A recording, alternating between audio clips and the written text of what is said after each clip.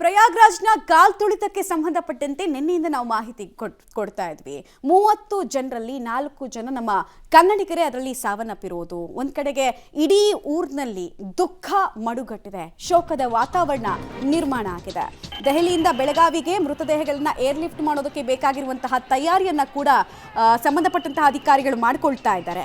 ತಾಯಿ ಜ್ಯೋತಿ, ಮೇಘ ಹಾಗೂ ಶೆಟ್ಟಿಗಲ್ಲಿಯ ಅರುಣ್, ಶಿವಾಜಿನಗರದ ಮಹದೇವಿ ಅವರ ಮೃತದೇಹವನ್ನ ಬೆಳಗಾವಿಗೆ ತರಿಸಿಕೊಳ್ಳೋ ನಿಟ್ಟಿನಲ್ಲಿ ಸಿದ್ಧತೆಗಳನ್ನು ಸ್ಥಳೀಯ ಅಧಿಕಾರಿಗಳು ಕೂಡ ಮಾಡಿದ್ದಾರೆ. ಮಧ್ಯಾಹ್ನ 3:30ಕ್ಕೆ ದೆಹಲಿಯಿಂದ ವಿಮಾನದ ಮೂಲಕ ಏರ್ಲಿಫ್ಟ್ ಆಗುತ್ತೆ. ಇಂದು ಸಂಜೆ 5:30ರಷ್ಟೊತ್ತಿಗೆ ಬೆಳಗಾವಿಗೆ ಮೃತದೇಹಗಳನ್ನು ತರಿಸ್ಕೊಳ್ಳೋ ಕೆಲಸ ಆಗುತ್ತೆ. ನಿನ್ನೆ ರಾತ್ರಿ 2 ಆಂಬ್ಯುಲೆನ್ಸ್ನಲ್ಲಿ ದೆಹಲಿಗೆ, ಪ್ರಯಾಗ್ರಾಜ್ನಿಂದ ದೆಹಲಿಗೆ ಭೂಮಾರ್ಗದ ಮುಖಾಂತರವಾಗಿ 2 ಆಂಬ್ಯುಲೆನ್ಸ್ನಲ್ಲಿ ಮೃತದೇಹಗಳನ್ನು ರವಾನೆ ಮಾಡಲಾಗಿದೆ.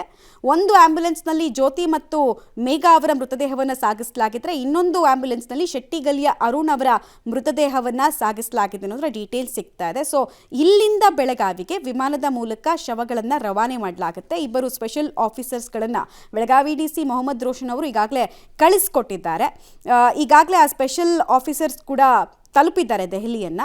ಸೊ ಅಲ್ಲಿ ಒಂದಷ್ಟು ಪ್ರೊಸೀಜರ್ಸ್ ಇರುತ್ತೆ, ಬಿಕಾಸ್ ಬೇರೆ ಸ್ಟೇಟಲ್ಲಿ ಈ ಥರದ್ದು ಸಾವಾಗಿರೋದು, ಅದು ಕೂಡ ಇಂಥ ಕಂಡೀಷನಲ್ ಸಾವಾಗಿರೋದ್ರಿಂದ ಒಂದಷ್ಟು ಫಾರ್ಮಾಲಿಟೀಸನ್ನು ಮುಗಿಸಿ ಮೃತದೇಹಗಳನ್ನು ಕರ್ನಾಟಕಕ್ಕೆ ತರುವಂತಹ ಪ್ರಯತ್ನವನ್ನು ಅಧಿಕಾರಿಗಳು ಮಾಡ್ತಾರೆ ಅನ್ನೋದು ಗೊತ್ತಾಗ್ತಾ ಇದೆ.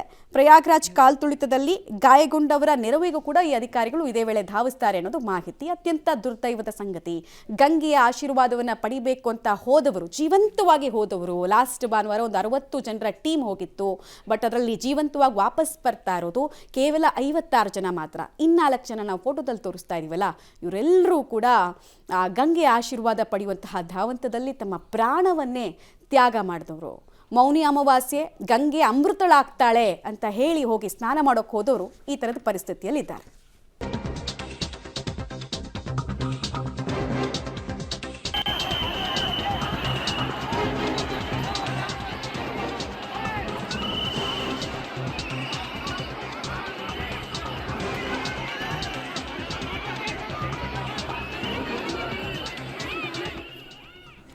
ಬೆಳಗಾವಿಯ 4 ಪ್ರಯಾಗ್ರಾಜ್ ಯಾತ್ರೆಯ ಸಂದರ್ಭದಲ್ಲಿ ಸಾವನ್ನಪ್ಪಿದ್ದಾರೆ. ಕಾಲ್ತುಳಿತದ ಪ್ರಕರಣಕ್ಕೆ ಸಂಬಂಧಪಟ್ಟಂತೆ ಬೆಳಗಾವಿ ನಗರದ ಅರುಣ್ ಕೋರ್ಪಡೆ ಮನೆಯಲ್ಲಿ ಆಕ್ರಂದನ ಮುಗಿಲು ಮುಟ್ಟಿರುವಂಥದ್ದು. ಅರುಣನ ನೆನೆದು ಸಹೋದರಿ ಕಣ್ಣೀರನ್ನು ಇಟ್ಟಿದ್ದಾರೆ. ಅದರ ಜೊತೆಗೇನೆ ಪ್ರಯಾಗ್ರಾಜ್ ಕಾಲ್ತುಳಿತದ ಪ್ರಕರಣಕ್ಕೆ ಸಂಬಂಧಪಟ್ಟಂತೆ ಪುಣ್ಯ ಸ್ನಾನಕ್ಕೆ ಅಂತ ಹೋದವರು, ಪಾಪವನ್ನೆಲ್ಲ ತೊಳೆದು ಹೋಗಬೇಕು ಅಂತ ಹೇಳುವುದವರು ಈಗ ಶವವಾಗಿ ಬರ್ತಾ ಇದ್ದಾರೆ ಅನ್ನುವಂತಹ ಸುದ್ದಿ ನಿಜಕ್ಕೂ ಕೂಡ ಅವರನ್ನು ದಂಗುಬಡಿಸಿರುವಂಥದ್ದು. ಶೆಟ್ಟಿಗಲ್ಲಿಯಲ್ಲಿರುವಂಥದ್ದು ಮೃತ ಅರುಣ್ ಕೋರ್ಪಡೆ ಅವರ ಮನೆ. ಅಲ್ಲೀಗ ನೀರವ ಮೌನ ಆವರಿಸಿರುವಂಥದ್ದು. ಪತ್ನಿಯ ಜೊತೆಗೆ ಪ್ರಯಾಗ್ರಾಜ್ಗೆ ಅರುಣ್ ತೆರಳಿರ್ತಾರೆ. ಪುಣ್ಯ ಸ್ನಾನವನ್ನು ಮಾಡಬೇಕು, ಅದು ಕೂಡ ನಿನ್ನೆನೆ ಅನ್ನುವಂತಹ ನಿಟ್ಟಿನಲ್ಲಿ ಆ ಸಂದರ್ಭದಲ್ಲಿ ಕಾಲ್ತುಳಿತದಲ್ಲಿ ಅರುಣ್ ಸಾವನ್ನಪ್ಪಿರುವಂಥದ್ದು. ಅರುಣ್ ಅವರ ಈ ಸ್ಥಿತಿಯನ್ನು ಗಮನಿಸಿ ಸಹಜವಾಗಿಯೇ ಕುಟುಂಬಸ್ಥರು ಕಣ್ಣೀರನ್ನು ಇಡ್ತಾ ಇದ್ದಾರೆ. ಪ್ರಯಾಗ್ರಾಜದ ಮಹಾಕುಂಭಮೇಳದಲ್ಲಿ ಕಾಲ್ತುಳಿತಕ್ಕೆ ಸಾವನ್ನಪ್ಪಿರುವ ಅರುಣ್ ಕೋಪಾಡಿ ಅವರ ಮನೆಯಲ್ಲಿ ನಾವಿದ್ದೀವಿ. ಅವ್ರ ಮನೆಯಲ್ಲಿ ಈಗ ಸದ್ಯ ಅವರ ಕುಟುಂಬಸ್ಥರ ಆಕ್ರಂದನ ಮುಗಿಲು ಮುಟ್ಟಿರುವಂಥದ್ದು ನೋಡ್ಬೋದು. ದೃಶ್ಯದಲ್ಲಿ ಅವರ ಸಹೋದರಿಯರಿದ್ದಾರೆ, ಅವ್ರನ್ನೆಲ್ಲ ತೋರಿಸುವಂಥ ಪ್ರಯತ್ನ ಮಾಡ್ತೀನಿ. ಅವ್ರ ಕಣ್ಣೀರನ್ನು ಕೂಡ ಹಾಕ್ತಿರುವಂಥದ್ದು. ಅವರನ್ನೇ ಮಾತಾಡ್ಸೋಣ. ಏನು ಹೇಳಿದ್ರಿ ಲಾಸ್ಟ್, ಯಾವಾಗ ಮಾತಾಡಿದ್ರಿ? ಮೊನ್ನೆ ನಮ್ಗೆ ಫೋನ್ ಮಾಡಿದ್ದು, ನಾವು ಈ ಕಡೆ ಇರೋದಿಲ್ಲ, ನಮ್ಮ ಮಹಾರಾಷ್ಟ್ರ ಒಳಗಡೆ 5 ದಿವಸ ಫೋನ್ ಮಾಡಿದ್ನಿ. ನಾವು ಹಿಂಗೆ ಹೋಗಾಕತ್ತೀವಿ, ಈಗ ಚಹಾ ಕುಡಿಯಾಕ ನಾವು ಇದ್ದೇವೆ ಚಿಕ್ಕೋಡಿಗೆ. ಆಮೇಲೆ ನಾವು ಹೋಗಾಕಿದ್ದೆವು. ಆಮೇಲೆ ಸೋಮವಾರ ದಿವ್ಸ ನಾವು ಮತ್ತೆ ಫೋನ್ ಮಾಡಿನಿ, ನೀವು ಮುಟ್ರೇನು? ಇನ್ನೂ ಇಲ್ಲ, ಮಂಗಳವಾರ ದಿವ್ಸ ಹೋಗೋದದಾವು.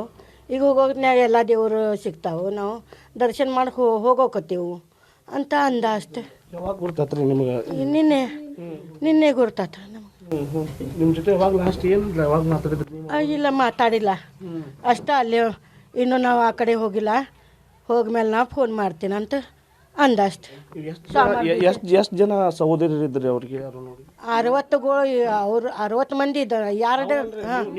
ನಾವು 4 ಮಂದಿ ನಾವು ಅಂತಂಬ್ರಿ, ಮತ್ತು ಅವರು ಇಬ್ಬರು ಅಂತ ಇವ್ ತಮ್ಮ ಇವ್ರ ಮೇಲೆ ಅವ ಇದ್ದ. ನಾವು 4 ಮಂದಿ. ಇವು ದೊಡ್ಡಕ್ಕೆ ಏನಾದ್ರು ನಿಮ್ಮ ಜೊತೆ ಮಾತಾಡಿದ್ರ? ಮಾತಾಡ್ಯಾರ, ನಿನ್ನೆ ಮಾತಾಡ್ಯಾರ. ಎಷ್ಟು ಗಂಟೆಗೆ ಇಲ್ಲಿ ಶವ ಬರ್ತಾವಂತ ಏನು ಹೇಳಿ? 4 ಗಂಟೆ 4 ಹೊಡಿತೀವಿ. ಹಂಗೆ ಏನು ತಯಾರಿ ಮಾಡ್ಕೊಂಡು ಅಂತ್ಯಕ್ರಿಯೆ ಎಲ್ಲಿ ಮಾಡ್ತೀರಿ? ಇಲ್ಲೇ ಮಾಡೋದಲ್ರಿ, ಇಲ್ಲೇ ಸದಾಶಿವ. ಹಾಂ, ಸಾಲಿ. ಎಲ್ಲ ನಿಮ್ಮ ಸಂಬಂಧಿಗಳಿಗೆಲ್ಲ ಹೇಳಿದ್ದೀರಿ? ಎಲ್ಲ ಹೇಳೇವ್ರಿ, ಎಲ್ಲರೂ ನಿನ್ನಿಂದ ಹೇಳಾಕತ್ತೀವಿ ನಾವು. ಇನ್ನೊಬ್ರು ಸಹೋದರ ಎಲ್ಲರೂ ಬರೋವ್ರು ಅದಾರ. ಎಷ್ಟು ಗಂಟೆಗೆ ಅಂತಿಕ್ರಿ? ಹೆಂಗಿತ್ತು ನಿಮ್ಮ ಜೊತೆಗೆ ಅವ್ರ ಒಡನಾಟ ಹೆಂಗಿತ್ತು? ನಮ್ಮ ನಿನ್ನೆ ಮಾತಾಡ್ಯಾರಿ 4 ಗಂಟೆಗೆ ನಮ್ಮ ಒಯ್ನೀರಿ. ಅಲ್ಲಿ ನಿಮ್ಮ ಜೊತೆ ಹೆಂಗಿದ್ರು? ನಿಮ್ಮ ನಮ್ಮ ಅಣ್ಣ ನಮ್ಗೆ ಭಾಳ ಇದ್ದಿದ್ರಿ. ನಮ್ಮನ್ನ ಏನೋ ಹಿಂಗೆ ನಮ್ಗೆ ಹೊಳ್ಳಿ ಮಾತಾಡಿಲ್ರಿ, ನಮ್ಗೆ ಭಾಳ ಸಾಯಿದ್ರಿ. ನಮ್ಗೆ ಬಿಟ್ಟು ಹೋದ್ರಿ ಅಪ್ಪ. ನಮ್ಮನ್ನ ನಮ್ಗೆ ಭಾಳ ಅಂದ್ರೆ ಭಾಳ ಇಷ್ಟ ಆಯ್ತ್ರಿ. ಹೋಗ್ತೇನೆ ಅಂತ ದೇವ್ರಿಗೆ ಹೋಗ್ಬಿಟ್ಟ, ಅದು ಅಲ್ಲೇ ಇದ್ದು ಬಿಟ್ಟ ನಮ್ಮನ್ನಾಗ. ನಮ್ಮನ್ನಾಗ ಏನು ನಮ್ಗೆ ನಾವು ಸರಿ ಅಂತಿರಕ್ಕಿಲ್ಲಪ್ಪ. ನಮ್ಮಪ್ಪ ಅಮ್ಮ ಇದ್ದಂಗೆ ನಾವು ಇದ್ರೆ ಅವ್ರಿ ನಮ್ಗೆ ಒಟ್ಟು ನಮ್ಗೆ ಏನು ಅಂತಿರಕ್ಕಿಲ್ಲ. ಬರೀ ಅಂತ ಕರೆಯೋದು, ಬರೀ ಮನೆಗೆ ಬಂದ್ರೆ ಬರ್ತಿರಕ್ಕಿಲ್ರಿ ನಮ್ಗೆ. ನಮ್ಮ ಮನ್ಯಾಗ ಬಂದು ಏನು ಅಂತಿರಕ್ಕಿಲ್ಲ, ಸುಮ್ಮನೆ ಕುಂತು ಬಿಡ್ತಿದ್ದ. ಒಳ್ಳೆನು ಯಾವಾಗಲೂ ಮಾತಾಡಿಲ್ರಿ ನಮ್ಗೆ. ಆಸೆ ಐತ್ರ? ಕೊನೆ ಏನಿಲ್ರಿ, ಮನೆ ನೋಡಕ್ ಕುಂತೀರಿ, ಸ್ವಲ್ಪ ನಾವು ಹೊಂಟೇವು ದೇವ್ರಿಗೆ ಅಂತ ಅಷ್ಟು ಲಾಸ್ಟ್ ಕಡಿಮೆ ಮಾತು ಹೇಳೋಗಿದ್ದ. ನಮ್ಗೆ ಮನೆ ನೋಡ್ರಿ, ನಾವು ಹೊಂಟೇವಿ ಇಬ್ರು ಗಂಡ ಅಂತ ಹೇಳ್ತಾರೆ. ಸರ್ತಿ ಹೇಳ್ತಾರ್ರಿ ಅವ್ರು ನಮ್ಗೆ ಹೋಗೋ ಮುಂದೆ. ಹೇಳಿದ್ರೆ ಮಗ ಬಿಟ್ಟು ಬಂದ್ರಿ, ಹೋಗಿ ಆಟೋಲೆ ರೀ ನಮ್ಮ ಮಗ ಬಿಟ್ಟು ಲಾಸ್ಟ್ ಬಂದಿದ್ದರಿ.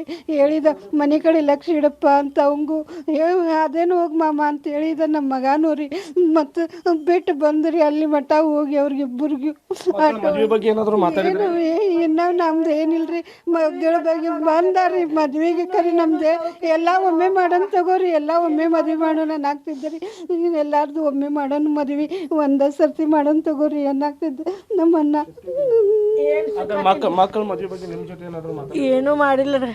ಇನ್ನೂ 1 ವರ್ಷ ಹೋಗಲಿ, ಆಮೇಲೆ ನಾವು ಮಾಡೋಣ. ಈಗ 3 ಮಂದಿ ಬಂದಾರ ಮದುವೆಗೆ, ಮಾಡೋಣ ಒಮ್ಮೆ ನೋಡಿ. ಈಗ ಅವ ದೊಡ್ಡವ ಆ ಕಡೆ ಅದಾನ, ಅವನು ಬರಾಕತ್ತಾನ. ಅವನದ್ರೆ ನೋಡ್ರಿ ಮಾಡ್ರಿ ಅಂತಿದ್ದು. ಅವಂಗೆ ನೌಕರಿ ಐತಿ ಚಲೋ, ಅವನವ್ರೆ ಒಂದರೆ ಮಾಡ್ರಿ. ಈಗ ಒಂದು 3 ವರ್ಷದ ಇರಬೇಕಲ್ಲ, ಅಲ್ಲಿಂದ ಕಲೆ ಆಯ್ಸಿ ಇದು ಮಾಡಕ್ಕೆ ಹೋಗ್ಯಾರ. ಇಷ್ಟು ಅರುಣ್ ಕೊಪ್ಪಾಡ್ ಅವರ ಮನೆಯಲ್ಲಿ ದೃಶ್ಯಗಳು. ಅವರು ಸಹೋದರಿಯರು ಏನು ಅವ್ರಿಗಾಗಿ ಕಣ್ಣೀರನ್ನು ಹಾಕ್ತಿರುವಂಥದ್ದು, ಮಕ್ಕಳ ಮದುವೆ ಬಗ್ಗೆ ಸಾಕಷ್ಟು ಚಿಂತನೆ ಮಾಡಿದ್ರು, ನಮ್ಮನ್ನು ಒಳ್ಳೆಯದಾಗಿ ನೋಡ್ಕೊತಿದ್ರು ಅನ್ನೋ ಮಾತುಗಳನ್ನು, ಆಕ್ರಂದನವನ್ನು ಅವರ ಸಹೋದರಿಯರು ಹೊರ ಹಾಕ್ತಿರುವಂಥದ್ದು.